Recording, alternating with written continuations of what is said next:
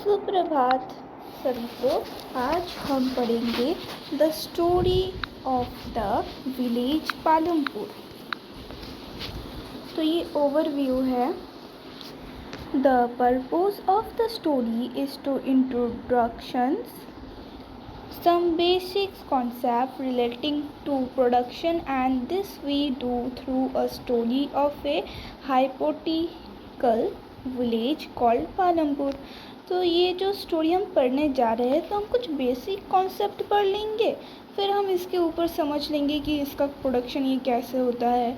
फिर इस स्टोरी के ऊपर हम समझेंगे कि ये जो विलेज है जिसे हम पालमपुर बोल रहे हैं इसके ऊपर हम थोड़ा पढ़ेंगे। Farming is the main activity in Palampur, whereas several other activities such as small-scale manufacturing, dairy, transport, etc. are carried out on a limited scale। अब बोला गया है जो फार्मिंग का जो मेन एक्टिविटी है पालमपुर में वो है कुछ छोटे छोटे स्केल में मैन्युफैक्चरिंग करना। डायरी का मतलब होता है जो रोज़ रोज़ का दूध होता है वो, ट्रांसपोर्ट और बहुत के साथ बहुत कुछ हो सकता है। ये सब कुछ लिमिटेड स्केल में जो है काम किए जाते हैं। This production activities need various type of reproduct resource, natural resource, man made items, human efforts, money, etc. As we read through the story of Palampur, we will learn how various resources combine to produce the desired goods and service in the village। तो ये हम पढ़ेंगे, इसका मतलब मैं बता देती हूँ आपको। ये सब जो प्रोडक्शन है एक्टिविटीज़ का ये बहुत प्रकार के होते हैं। रिसोर्स एक नेचुरल रिसोर्स होता है, मैन मेड आइटम्स होता है और एक ह्यूमन एफर्ट्स होता है, और ये सब जो मनी है इससे सब और भी बहुत कुछ जो है वो होता है। एज ए रीडर हम इस स्टोरी में पालमपुर विलेज जो है उसके ऊपर हम कुछ रिसोर्स के ऊपर बहुत अलग अलग प्रकार के रिसोर्स के ऊपर हम पढ़ेंगे, और इस विलेज के ऊपर भी हम पढ़ेंगे क्या क्या है। फिर है इंट्रोडक्शन। इंट्रोडक्शन में बताया गया है Palampur is well connected with neighbouring village and towns. Raiganj, a big village, is 3 kilometers from Palampur, and all-weather road connects the village to Raiganj and further on the nearest small town of Sahapur। अब इतना हम समझ लेते हैं। पालमपुर बहुत अच्छा connection है उसके पास के गाँव में, टाउन्स में।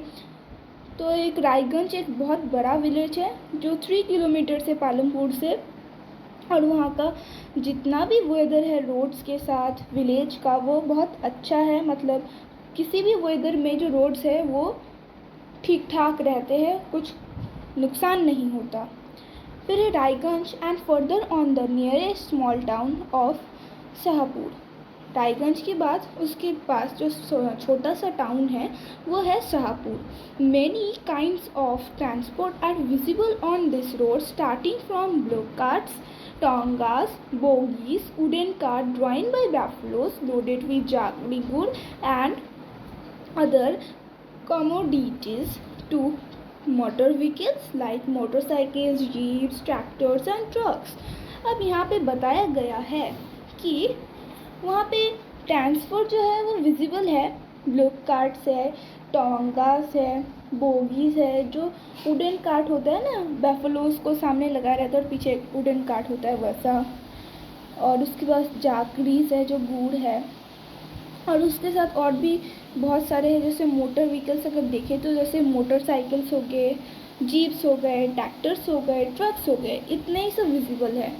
उसके बाद है This village has about 450 families belonging to several different castes. The 80 upper caste families own the majority of land in the village. Their houses, some of them quite large, are made of brick with cement plastering. The SC details comprise one-third of the population and live in one corner of the village and in much smaller houses, some of which are of mud and straw.